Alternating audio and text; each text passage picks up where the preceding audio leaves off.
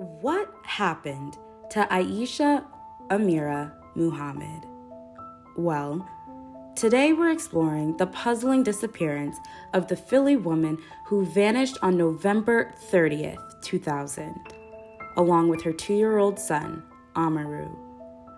The chilling mystery unfolds near her residence in the 1600 block of North 56th Street in Philadelphia, Pennsylvania. This is the last place she was seen. But things take an interesting turn just weeks later. A glimmer of hope arose when little Amaru suddenly reappeared on the doorsteps of Liberty Temple Church in New Jersey. He was neatly dressed and appeared in good health, but he couldn't recall the person who had dropped him off. He could only remember his first name. It would still be several more days until the little boy was finally identified. Soon after, he was reunited with his mother's relatives. But it was the frightening tale he reported to authorities of what happened to his mother that was so shocking, describing details of her murder and even naming her killer. Amaru shared with police that his mother was dead, recanting statements like, quote, "They were fighting, mommy was bleeding, mommy got hit with a rock, and a man punched my mommy in the face and she was bleeding. I was fighting him and mommy was fighting him." The person Amaru claims killed his mother has not been publicly identified. Before Aesha went missing, she was juggling work at a beauty salon and studying at Venus Beauty School. She was also living in a boarding house run by her father's half-brother, Charles Dawkins.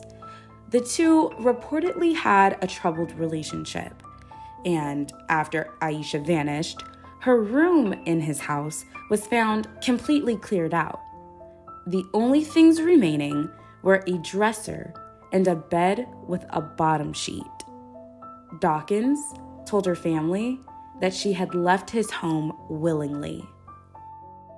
According to reports, authorities questioned Dawkins multiple times. It is said that he gave conflicting accounts on multiple occasions. On January 2001, he was scheduled for a polygraph test, which he ended up missing. At the time, he was on parole for burglary and aggravated robbery when he suddenly stopped checking in with his parole officer. But in July 2001, an outstanding warrant would eventually land him back in prison. Now, let's paint a picture of what Aesha looked like at the time of her disappearance. She stood 5 feet 8 inches tall and weighed 135 pounds. There's a gap between her 2 front teeth as well as a small scar on her abdomen. Aesha was 23 years old when she vanished. Today, she would be 46 years old. Anyone with information regarding Aesha Amerie Muhammad's case is urged to contact the Philadelphia Police Department or their local authorities.